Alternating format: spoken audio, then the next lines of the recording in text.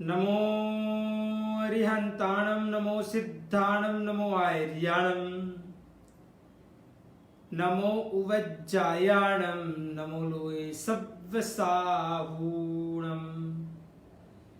एसो पंच नमुकारो सव्वपावप्पणाशनो मंगलाणं च सव्वेसें पठमं हवै मंगलम् मंगलम भगवान वीरो मंगलम गौतम प्रभु मंगलम स्तुलिभद्राद्या जैनो धर्मोस्तु मंगलम ओंकार बिंदु संयुक्तम नित्यं ध्यायन्ति योगिनः कामदं मोक्षदं चैव ओंकाराय नमो नमः अज्ञानतिमिरान्धनं ज्ञानं जनशलाकया नेत्रमुन्मीलितं येन तस्मै श्रीगुरुवे नमः। तस्मै श्रीगुरुवे नमः। ओम ह्रीं श्रीं श्रूं श्रूं हं शं थ थ थ ठ ठ सरस्वती भगवती विद्या प्रसादं कुरु कुरु नमः। धर्म जिज्ञासु भाइयों और बहनों, आज हमारा ये शिल्प शास्त्र का 8वां प्रवचन। शिल्प शास्त्र में सबसे पहले नंबर में खात मुहूर्त की बात आती है। खात मुहूर्त परिपूर्ण होने के पश्चात शिलान्यास की बात भी आती है। खात मुहूर्त की काफी बाबतों का विवरण पिछले 2 प्रवचन के माध्यम से हमने देखा। अभी आज शिलान्यास शिला स्थापन की बाबतों का विवरण देखते हैं। किस प्रकार शिला स्थापन किया जाता है, शिला स्थापन के पहले क्या क्या चीजों का ध्यान रखना चाहिए। तो सबसे पहले नंबर में जहां पे शिलान्यास की प्रक्रिया करनी है, जहां पे शिला स्थापन करना है, वो जगह परमात्मा का गर्भगृह वाली होनी चाहिए, यानी कि जिसको हम जैन शासन के मुताबिक गभारा बोलते हैं। यानी कि जहां पे परमात्मा बैठने वाले हैं, विराजमान होने वाले, उसके बराबर नीचे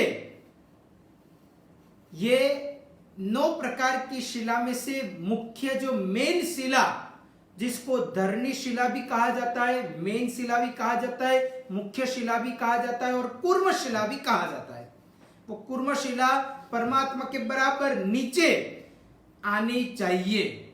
इस प्रकार का विधान बोला जाता है। कहीं कई जगह पे हम देखते हैं तो जो शिल्पी या सोमपुर आदि वगैरह होते हैं, वो इस शिला आदि वगैरह कोई अन्य स्थान के ऊपर रखवाते और उसकी पाइप जो होती है वो परमात्मा के वहां तक वो खींचने का प्रयत्न करते रहते, परंतु वो योग्य नहीं है। परमात्मा के बराबर नीचे ही वो कूर्म शिला आने का प्रयत्न होना चाहिए। दूसरी एक बात, ये 9 प्रकार की शिला में सबसे मेन मुख्य शिला ये कूर्म शिला है। और कूर्म शिला कहां पे आएगी, तो परमात्मा का मुख जहां पे होगा, परमात्मा की दृष्टि जहां पे होती है, जिस दिशा की ओर, समझ लो कि परमात्मा पूर्व दिशा को दिखते हैं, तो ये कूर्म यानी कि कछुआ, उसका भी मुंह पूर्व दिशा की ओर जाना चाहिए। समझ लो कि परमात्मा दक्षिण की ओर दिखते हैं, तो कूर्म का मुंह भी दक्षिण की ओर जाना चाहिए। इस प्रकार परमात्मा का मुख जिस दिशा की ओर, जिस तरफ जाता है, वहां पे ये कूर्म का मुख जाना चाहिए। इस प्रकार का विधान जैन शासन में शिल्प शास्त्र के लिए कहा गया है। उसके अलावा कहा जाता है कि बाकी की जो 8 शिलाएं होती है, तो उसका भी योग्य नाप लेते हुए जो सोमपुर आदि वगैरह होते उनके द्वारा जहां जहां पे बाकी की 8 शिला रखनी है उसके कोई नाप आदि वगैरह तैयार करते हुए उसको योग्य मार्किंग आदि वगैरह भी करवाने का ध्यान रखना चाहिए। उसके अलावा कहा जाता है कि जो भी प्रकार की शिलाएं वो टेढ़ी मेढ़ी रखनी नहीं है, उसका बराबर मार्किंग अगर किया हुआ होगा तो वो शिला वही स्थान के ऊपर रखा जाएगा। इसलिए उसका भी बराबर ध्यान रखना है कि जो शिला जहां पे आनी चाहिए वहां पे ही रखना, वो कोई टेढ़ी मेढ़ी नहीं होनी चाहिए, व्यवस्थित पने से रखने का प्रयत्न करना चाहिए। वो 9 दिशाओं के लिए कहा जाता है। विशेष करके कहा जाता है कि अगर ये प्रकार की यानी कि नंदादी आदि वगैरह जो शिलाएं होती है वो 9 प्रकार की शिला का थोड़ा सा अल्प एकदम सामान्य वैसा प्रकार का भाग थोड़ा सा ईशान कोण की ओर ढलता हुआ हो वो श्रेष्ठ माना जाता है। यानी कि 1-2 धागा प्रमाण भी थोड़ा सा वो शिला ईशान कोण की ओर थोड़ी ढलती हुई हो तो वो श्रेष्ठ मानी जाती है। परंतु दक्षिण नैऋत्य की ओर वो ढलती है तो वो उत्तम बोला जाता नहीं है, वो अशुभ कहा जाता है। इस तरफ वो ढलने का प्रयत्न नहीं होना चाहिए, इस प्रकार का ध्यान रखना चाहिए।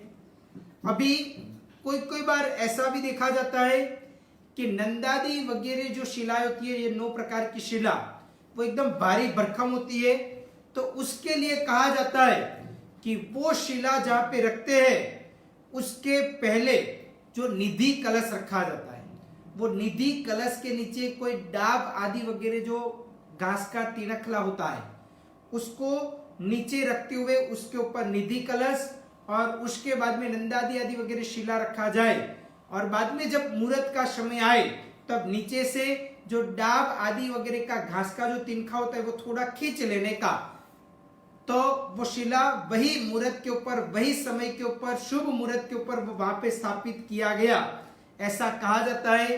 तो इस प्रकार का भी करने का कोई जगह पे विधान लिखा हुआ है कि जहां पे नंदादी शिलाओं भारी भरकम हो उसके लिए विशेष ये प्रकार की बात बताई गई है। अभी भाग्यशाली ये पूरा रूपरेखा की तरह मैं आपको समझा रहा हूं कि वो कैसे होता है। सबसे पहले जो खात मुहूर्त किया है, खनन मुहूर्त किया है, खड्डा खोदा है, वहां पे नीचे सबसे पहले आधार शिला होती है। वो आधार शिला के ऊपर ऐसा एक खड्डा किया जाता है जिसके ऊपर निधि कलश आता है। 9 शिलाएं होती है। मेन शिला जो बीचों बीच आती है उसके बराबर नीचे आधार शिला होती है। वो आधार शिला के ऊपर निधि कलश का ढक्कन होता है। उसके ऊपर कुर्मशिला, ये बीच की बात कर रहा हूं, मुख्य में बीच में कुर्मशिला और कुर्मशिला का ढक्कन, इस प्रकार वो पूरा आयोजन किया जाता है। ये हुआ बीच की बात। अभी उसके बाद में बराबर पूर्व, पश्चिम, उत्तर, दक्षिण, ईशान, अग्नि, नैऋत्य और वायव्य, ऐसे 4 दिशा और 4 विदिशा हुई। कुल मिला के ये 8 स्थान हुए। वो 8 स्थान के ऊपर एक शिलाएं रखी जाती है जिसको नंदादी शिलाएं कहा जाता है। तो ये शिला भी रखने का प्रयत्न एक दिशा की ओर एक होता है। वो अग्नि कोण से शुरू करने का विधान बोला जाता है। चाहे वो मंदिर उत्तर मुखी हो, पश्चिम मुखी हो, पूर्व मुखी हो, कोई भी दिशा का हो, परंतु कूर्म शिला के पश्चात अग्नि कोण से वो शिला रखने का प्रयत्न करना चाहिए। अग्नि से क्रमशः दक्षिण, नैऋत्य, पश्चिम, वायव्य, उत्तर, ईशान और पूर्व, इस प्रकार 8 शिलाएं रखने का विधान बोला जाता है। वो 8 शिला के नीचे भी निधि कलश होता है, यानी कि कूर्म शिला के नीचे एक निधि कलश और 8 शिला के नीचे बाकी के 8 निधि कलश, ऐसे कुल मिला के 9 निधि कलश होते हैं। वो 9 निधि कलश के ढक्कन भी होते हैं और 9 शिला के भी ढक्कन होते हैं। भाग्यशाली बहुत सारी प्रकार की गलतफहमियां लोगों को रहती है। लोगों को संघ के अंतर्गत ये सभी बाबतों का कुछ मालूम ही नहीं होता है। ज्यादातर प्रमाण के लोगों को ये कुछ मालूम नहीं होता है। बस सोमपुरा आया, विधि कारक आए और दे धनादन उनका काम पूरा कर दिया, इस प्रकार चलता रहता है। परंतु विशेष ये चीज ध्यान में रखनी है कि वो सभी निधि कलश के योग्य ढक्कन भी होने चाहिए, शिला के भी योग्य माप के ढक्कन आदि वगैरह होने चाहिए। नहीं तो कई कई जगह पे ऐसा होता है और कई नहीं बहुत सारी जगहों के अंदर जहां पे शिला रखने के बाद डायरेक्ट वहां पे ईंट, माटी, सीमेंट आदि वगैरह रख दिया जाता है, तो वो उचित नहीं है। वो उसके ऊपर ढक्कन होना चाहिए। ये बात खास विशेष ध्यान में रखनी चाहिए। अभी बात हुई कि सबसे पहले कुर्मशिला के नीचे आधारशिला होती है। वो आधारशिला के ऊपर खड्डा खोदते हुए निधि कलश वहां पे आराम से बैठ सके वैसा स्थान होना चाहिए। उसके ऊपर यानी कि वो निधि कलश के अंदर जो 9 प्रकार की निधि कलश है, वो 9 के अंदर अलग अलग प्रकार का धान्य होना चाहिए, यानी कि 9 प्रकार के धान्य रखने चाहिए। उसके अंदर अलग अलग प्रकार की धातुओं का टुकड़ा भी रखना चाहिए, जैसे सुवर्ण हो, चांदी हो, पित्तल हो, तांबा हो, ऐसे अलग अलग प्रकार की धातु का थोड़ा थोड़ा टुकड़ा भी अंदर रखना चाहिए। और उसके बाद उसको ढक्कन के द्वारा माध्यम से उसको बंद करना चाहिए, पैक करना चाहिए। और ऐसा भी प्रकार का एक विधान बोला जाता है। भाग्यशाली कई कई जगह पे ऐसा भी विचार आता है कि वो अगर ढक्कन बंद कर देंगे तो अंदर जीवात आदि वगैरह हो जाती है, तो उसके लिए भी कहा जाता है कि कई सारे विधि कारक उसके अंदर थोड़ा सा एक प्रकार का पारा जिसको कहा जाता है, जिससे वो अनाज आदि वगैरह खराब नहीं होता है, जिसको मर्क्यूरी कहा जाता है, वो भी थोड़ा सा अंदर डालने का प्रयत्न करते हैं। जैसे हर घर घर के अंदर पूरे साल का जो अनाज आदि वगैरह इकट्ठित किया जाता है, यानी कि घर के अंदर संग्रहित किया जाता है, तब उसके अंदर थोड़ा सा मर्क्यूरी डाला जाता है। या तो मर्क्यूरी जैसी कोई दवाई आदि वगैरह आती है जिसके द्वारा अंदर जीवात आदि वगैरह नहीं हुए। इस प्रकार 9 विधि कलश के अंदर थोड़ा थोड़ा मर्क्यूरी यानी कि एक प्रकार का गुजराती में जिसको कहा जाता है कि पारा, जिसके द्वारा अनाज के अंदर वो बिगाड़ नहीं हुए, वो भी थोड़ा सा डाला जाता है और उसके बाद उसको पैक किया जाता है। उसके ऊपर बराबर कुर्मशिला रखा जाता है, परंतु कुर्मशिला इस प्रकार रखनी है कि वो निधि कलश भी दब जाना नहीं चाहिए। इस प्रकार खास ध्यान रखना है। आधारशिला में खड्डा खोदते हुए वैसे उसके ऊपर डालना है। उसके ऊपर निधि कलश के ऊपर कुर्मशिला आएगी और कुर्मशिला जो आएगी वो और उसका निधि कलश वो दोनों मूर्त के ऊपर ही रखना है। यानी कि भाग्यशाली जो मूर्त मुख्यत्वे दिया जाता है, जिसको शिलान्यास करने का मूर्त बोला जाता है, वो मूर्त के अंतर्गत इस प्रकार जो मूर्त बोला जाता है वो मूर्त में कुर्मशिला को उसके ऊपर ही ध्यान रखना है, यानी कि वो मूर्त कुर्मशिला रखने का मूर्त बोला जाता है और इस प्रकार कहा जाता है। और कुर्मशिला का भी ढक्कन आदि वगैरह होता है, तो उसका भी ख्याल रखना है। वो ढक्कन के ऊपर से एक प्रकार की पाइप वहां पे खड़ी की जाती है और वो पाइप कहां पे आती है, तो वो पाइप डायरेक्ट परमात्मा जहां पे विराजमान होंगे वहां पे वो पाइप जाएगी और वो ऐसी स्ट्रेट पाइप जानी चाहिए। इस प्रकार का भी विधान बोला जाता है। तो ऐसा ये पाइप जाना चाहिए, परंतु ये पाइप अंदर नहीं चली जानी चाहिए, यानी कि पाइप थोड़ी बड़ी होनी चाहिए और वो हॉल थोड़ा छोटा होना चाहिए ताकि वो पाइप उसके अंदर बैठ पाए। नहीं तो हॉल बड़ा हो और पाइप छोटी हो तो वो अंदर चली जाए और अंदर पड़ी हुई जो कुर्मशिला है उसके ऊपर कोई ना कोई प्रकार की हानि पहुंच सकती है, तो वो उचित नहीं है। कुर्मशिला यानी कि और कुछ भी नहीं परंतु कछुआ, तो वो कछुआ आकार का जो सिंबल होता है वो वहां पे रखा जाता है और वो बराबर नीचे यानी कि जमीन की ओर देखता हुआ, उसका मुख जमीन की ओर देखता हुआ हो, वैसा प्रकार का लाना चाहिए जो मार्केट में मिलता है। जो वो सिंबल होता है उसके आजू बाजू में अलग अलग प्रकार के भी सिंबल 8 रखे जाते हैं और वो जलचर प्राणियों के बोले जाते हैं और वो भी जो भी प्रकार का सिंबल रखते हैं तो हो सके तो उसको सुवर्ण के न होवे तो चांदी के उसके करवाने का प्रयत्न करना चाहिए और वो वहां पे रखने का विधान शिल्प शास्त्र के मुताबिक कहा जाता है। उसके ऊपर ढक्कन रखते हुए पाइप खींचना है, वो वहां तक पाइप खींचना है कि परमात्मा जहां पे बैठेंगे, और इस प्रकार वहां पे पाइप खींचने की प्रक्रिया होती है। कई कई जगह पे जहां पे अभी मंदिर का नव निर्माण होने वाला है, खातमुहूर्त शिलान्यास हो गया है और मंदिर आदि वगैरह बन रहा है, तो वहां पे वो पाइप दिखाई देती है, वो पाइप के बराबर नीचे कूर्मशिला होने का प्रयत्न होता है।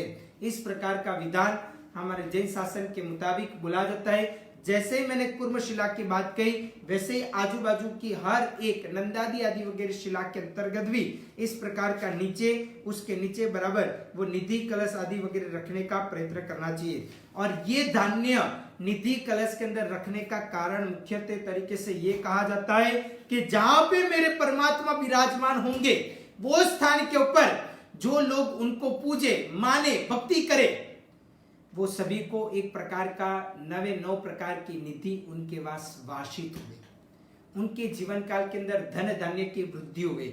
वहां पे हम सुवर्ण चांदी आदि वगैरह डालते हैं, तो उसका विधान यह है कि हर तरीके से सुवर्ण चांदी आदि वगैरह की वृद्धि करने वाला बने, यानी कि वो शंख खूब फला फुला हुआ बने।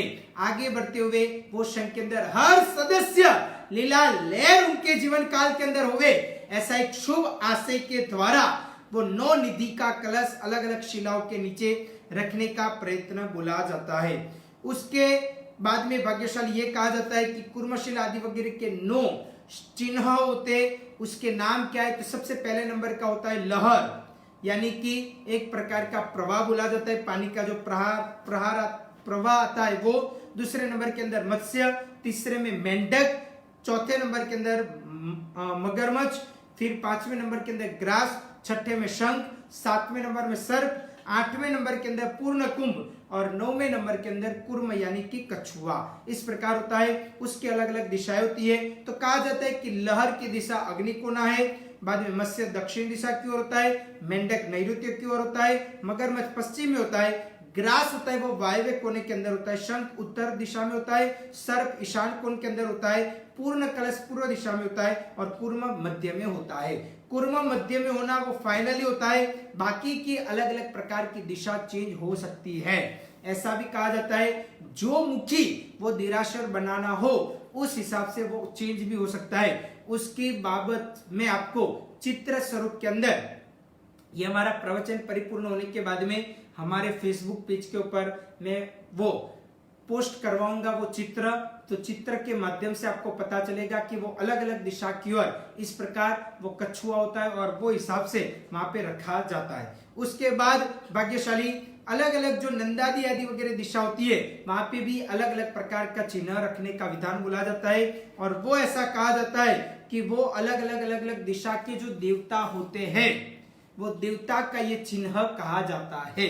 तो बोला जाता है कि अग्निकोण की ओर शक्ति का, दक्षिण में दंड का, नैऋत्य में खड़ग का, पश्चिम में पास करके एक शस्त्र उसका चिन्ह, वायव्य में ध्वजा का, उत्तर में गदा का, ईशान में त्रिशूल का, पूर्व के अंदर वज्र का और मध्य में एक प्रकार की 9 चिन्ह मैंने आगे पहले आपको बताया वो जलचर के 9 चिन्ह रखने का प्रयत्न होता है। तो भाग्यशाली इस प्रकार होता है। आपने शायद आपको मालूम हो, सुना हो, तो जब परमात्मा का समोसरण की रचना होती है तब अलग अलग दिशा की ओर अलग अलग वहां पे प्रातिहार्य देवता खड़े रहते हैं, यानी कि एक प्रकार वॉचमैन रूपी देवता तीन गढ़ के अंदर अलग अलग देव या तो देवी आदि वगैरह खड़े रहते हैं। तो उनके हाथ के अंदर अलग अलग प्रकार के शस्त्र है, वो यही शस्त्र उनके वहां पे भी बोले जाते हैं।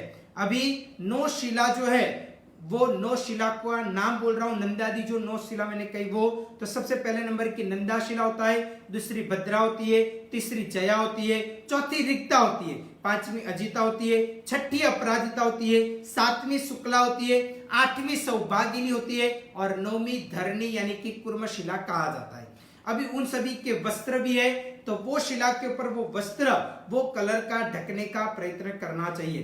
तो सबसे पहले नंबर के अंदर जो नंदा शिला है उसका लाल वस्त्र कहा जाता है, भद्रा का काला कलर का वस्त्र कहा जाता है, ब्लैक।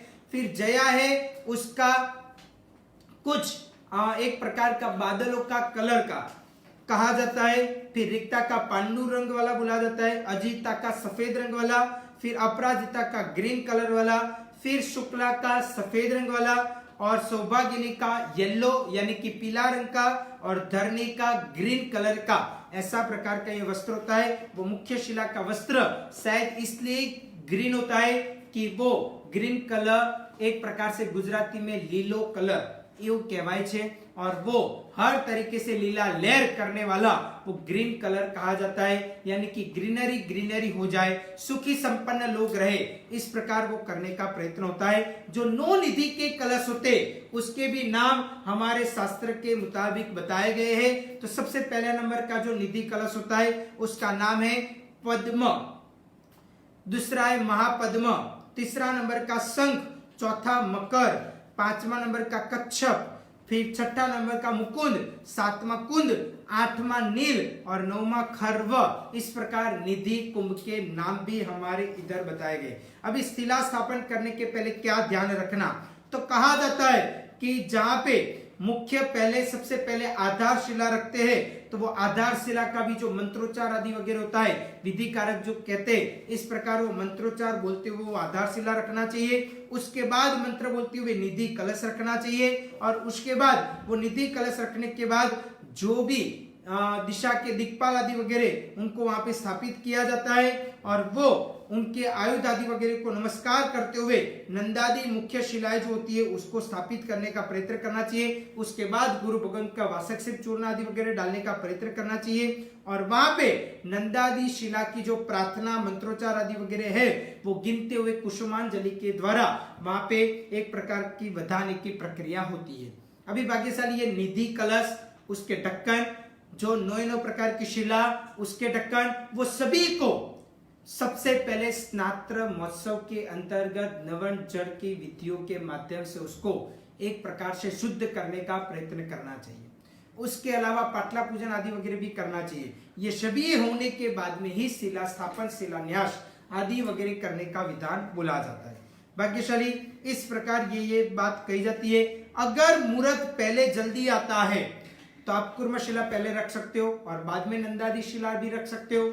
अगर समझ लो कि मुहूर्त की अभी थोड़ी देरी है तो फिर आप पहले 8 अलग अलग प्रकार की शिला रखने के बाद जो मेन मुहूर्त होता है तब कुर्म शिला स्थापित कर सकते हो। ऐसा प्रकार का भी विधान हमारे जैन शासन के अंदर बोला जाता है। ऐसी प्रकार की भी बात आती रहती है। और जब ये शिला, कोई भी प्रकार की शिला का स्थापन करते हैं तब कहा जाता है कि वो शिला रखने के बाद में वहां पे सुवर्ण की कुर्म शिला हो या तो चांदी की हो, यानी कि कुर्म शिला जो हो, और वो जहां पे रखते हैं उसके बाद में वहां पे एक प्रकार की कोड़ी आती है, और वो जो कोड़ी होती है वो 3 रेखा वाली श्रेष्ठ कोड़ी होती है, वो भी ऊपर रखने का, कुर्म शिला के ऊपर रखने का विधान बोला जाता है। तो ये चीजों का भी खास विशेष करके ध्यान रखना चाहिए, क्योंकि आज के जमाने के अंदर हर संघ के अंदर शायद कोई भी श्रावक श्राविका को शिल्प शास्त्र का इतना गूढ़ रहस्य, इतनी बाबतों उनको शायद मालूम ही नहीं होती है। तो ये शिल्प शास्त्र की ये सभी बाबतों खास ध्यान रखनी चाहिए। बस व्यक्ति चढ़ावा ले लेते हैं, बड़े बड़े लाभ ले लेते हैं, पूरा परिवार वहां पे इकट्ठित हो जाता है, या तो पूरा सकल संघ इकट्ठित हो जाता है, विधि कारक आ जाते हैं, सोमपुर आ जाता है, सब कुछ होता है, परंतु बस दे धनाधन चलता रहता है। अविधि भी कई बार हो जाती है, इस प्रकार होता भी नहीं है। कई बार वो परमात्मा के वहां पे जो पाइप होती है वो पाइप भी ढक्कन के बिना वहां पे शिला के ऊपर रखा जाता है, कुर्म शिला के ऊपर, कि जो कछुआ या तो जो कुर्म शिला रखी है उसके ऊपर ही पाइप रखते हुए वो कुर्म भी बेचारा अंदर ही अंदर टूट जाता है। ऐसा प्रकार का भी अविधि आशातन आदि वगैरह होती रहती है। इसलिए विशेष मैं आप सभी को कहता हूं कि ये सभी प्रकार का ज्ञान अवश्य में लेने जैसा है, नहीं तो कई सारी प्रकार की अविधि आशातना होती रहती है देरासर मंदिर के अंतर्गत। तो ये सभी बाबतों का खास आप विशेष ध्यान रखना। आगे भी मैं आपको अलग अलग प्रकार की परमात्मा की दृष्टि, चक्षु कैसे मिलाना, किस प्रकार की ये सभी बातें होती है उसकी भी बात करूंगा। जब जब भी हम कोई भी संघ के ट्रस्टीगण अगर समझ लो कि कोई सोमपुरा को पूरा की पूरा कॉन्ट्रैक्ट देते हैं तो उसको कैसे देना चाहिए, कौन सा पत्थर होना चाहिए। कई बार आप सुनते होंगे कि ये मंदिर 60 दिन के अंदर बन गया, ये मंदिर 100 दिन के अंदर बन गया, ये मंदिर तो सिर्फ 4 या तो 5 महीने के अंदर तो पूरा खड़ा कर दिया। परंतु भाग्यशाली ये कोई कंपटीशन करने का स्थान नहीं है। ये मात्र की मात्र तीर्थंकर परमात्मा का जिनालय बनाना है तो व्यवस्थित पने से होना चाहिए। ये कोई 5 या तो 25 साल तक ही रखना ऐसा नहीं है। ये तो बहुत पुराने यानी कि कई सारे साल तक वो रखना है। लोगों की आस्था उसके ऊपर टिकी हुई है, वो कायम ही रहना चाहिए। और इस प्रकार करना है तो मजबूताई वाला और अच्छी प्रकार से वो जिनालय बनाने का प्रयत्न करना चाहिए। ये कोई सामान्य तरीके से खड़ा कर दिया वैसा नहीं होना चाहिए।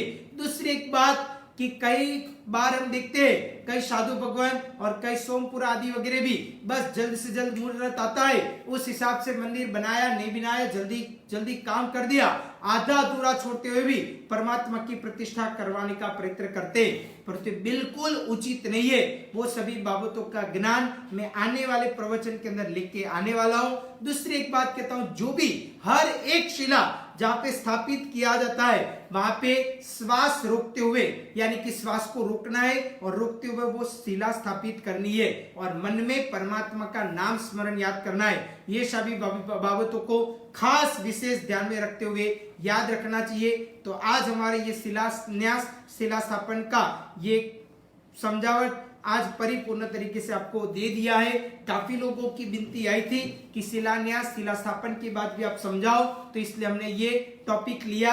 आगे भी नए नए अभी हम बात करते ज्योतिष शास्त्र के अंतर्गत हमारी जन्म कुंडली में पहला भाव, दूसरा भाव, तीसरा भाव जो देख लिया, अभी हम चौथे भाव की बात करते हैं। तो भाग्यशाली ऐसी प्रकार की जन्म कुंडली के अंतर्गत बराबर जहां पे मैंने 4 नंबर लिखा है वहां पे जो चौथा नंबर का स्थान है वो चौथा भाव बोला जाता है। तो चौथा भाव ये कहा जाता है पहला भाव, दूसरा भाव, तीसरा भाव, इस प्रकार चौथा भाव लिखा है। अंतःकरण आदि देखा जाता है, छाती देखी जाती है, होजरी देखी जाती है, पीठ देखा जाता है, भणतर देखा जाता है, जनता देखा जाता है, खेती और वाहन सुख आदि वगैरह देखे जाते हैं और उनका कारक ग्रह चंद्र और मंगल कहा जाता है। तो भाग्यशाली यदि कुंडली के अंदर चंद्र और मंगल व्यवस्थित प्रकार का कहा जाता है, अगर चंद्र और मंगल व्यवस्थित है तो कहा जाता है कि ये सभी प्रकार का लाभ ये हमें मिल सकता है। वापिस एक बार आपको दिखा देता हूं, ये एक प्रकार का चौथा स्थान इस प्रकार कहा जाता है। तो ये चौथा नंबर का मैंने 4 नंबर जहां पे लिखा है वो चौथा भाव बोला जाता है। वहां पे यदि समझ लो कि सूर्य पड़ा हुआ है तो वो व्यक्ति को जीवन काल के अंदर दुखी की परिस्थिति आ सकती है, स्थावर मिलकत आदि वगैरह गंवाने के दिन आ सकते, या तो उसके पास नहीं होते ऐसा भी दिन हो सकता है, यानी कि उसके एक प्रकार से गाड़ी मोटर बंगलो आदि वगैरह का सुख उसके जीवन काल के अंदर नहीं मिलेगा, ऐसा प्रकार का भी कहा जाता है। परंतु यदि वो चौथे स्थान के ऊपर 1 नंबर लिखा हुआ हो या तो 5 नंबर लिखा हुआ हो और वहां पे सूर्य पड़ा हुआ हो तो कहा जाता है कि वो व्यक्ति को गाड़ी मोटर बंगलो परिवार आदि वगैरह का सुख मिल सकता है। वहां पे यदि चंद्र पड़ा हुआ है तो वो व्यक्ति को स्थावर मिलकत आदि वगैरह हर एक चीजों का वो सुख मिल सकता है। मंगल पड़ा हुआ है तो उसको बराबर स्थावर मिलकत के द्वारा अपने गाड़ी मोटर आदि वगैरह के द्वारा एक्सीडेंट वगैरह हो जाना और उसके द्वारा वो दुखी बनने का प्रयत्न हो सकता है। अगर बुध चौथे स्थान के ऊपर पड़ा हुआ है तो वो बड़े बड़े प्रकार के फ्लैट आदि वगैरह का वो व्यक्ति उसका मालिक बन सकता है। आप देखते होंगे कि कई बार वो फ्लैट भी डुप्लेक्स आदि वगैरह तरीके से होते हैं, यानी कि ऊपर का और नीचे का वो दोनों मंजिला एक साथ में मिलाते हुए या तो एक ही एक पूरा की पूरा फ्लोर खरीद लेना, इस प्रकार का भी कई लोग प्रयत्न करते हैं। तो ये भी बड़े बड़े फ्लैट हो जाना, तो ये भी बुध के कारण, चौथे स्थान के ऊपर बुध है तो वैसा प्रकार का हो सकता है। यदि गुरु है तो कहा जाता है वो व्यक्ति फ्लैट के अंदर नहीं परंतु बड़े से बड़े बंगले के अंदर रहने का प्रयत्न करता है। और उसको भी एक प्रकार से बुद्धिपूर्वक तरीके से, वो बुध होता है तो बुद्धिपूर्वक तरीके से वो बंगला वगैरह फ्लैट आदि वगैरह खरीदता है और ज्ञान आदि वगैरह होते हुए वो अपने जीवन काल के अंदर बंगला आदि वगैरह खरीद सकता है। चौथे स्थान के ऊपर शुक्र होता है तो वो उसको गाड़ी, मोटर, बंगलो, परिवार, माता का हर एक प्रकार का सुख होता है। उसको कम मेहनत में ज्यादा सुख के साधन मिल सकते, ऐसा प्रकार का कहा जाता है। यदि चौथे स्थान के ऊपर शनि है तो वो हर तरीके से हैरान परेशान हो जाता है, बहुत सारी प्रकार की तकलीफें और परेशानी उसको बैठने के दिन आ सकते, वैसा प्रकार का बोला जाता है। चौथे स्थान के ऊपर राहु होता है तो रोने के दिन आते हैं, यानी कि ये गाड़ी, मोटर आदि वगैरह जो स्थावर मिलकत है वो उसको एक प्रकार का बोला जाता है कि रोने के दिन, यानी कि कर्जा हो जाए और बाद में वो सभी चीजें बेचनी पड़े, ऐसे भी दिन उसके जीवन काल के अंदर आ सकते हैं। अगर चौथे स्थान के ऊपर केतु है तो कहा जाता है कि वो गाड़ी आदि वगैरह या तो फिर समझ लो स्थावर मिलकर बंगला या तो मकान आदि वगैरह बनाया है, सबसे पहले तो होता ही नहीं है, परंतु यदि समझ लो कि बाप दादा की प्रॉपर्टी और मिल गया है तो फिर उसके अंदर कोई ना कोई प्रकार का गवर्नमेंट का ऐसा प्रकार का कोई रूल्स आदि वगैरह आते हुए वो गैर कायदेसर तोड़ने का आदि वगैरह का प्रयत्न करना पड़े, ऐसी भी प्रक्रिया आ सकती है। तो ये प्रकार की बाबतों का वर्णन चौथे स्थान के ऊपर जन्म कुंडली के अंदर दिखा जाता है। ये बाबतों का विवरण हमने देख लिया। अभी आगे की बातें कल के प्रवचन के माध्यम से हम देखेंगे। वितराग की आज्ञा विरुद्ध कुछ भी बुलाओ तो इच्छामि दुक्कडम। सर्व मंगल्य मांगल्यम सर्व कल्याण कारणम प्रधानम सर्वधर्माणाम जैनम जयति शासनम।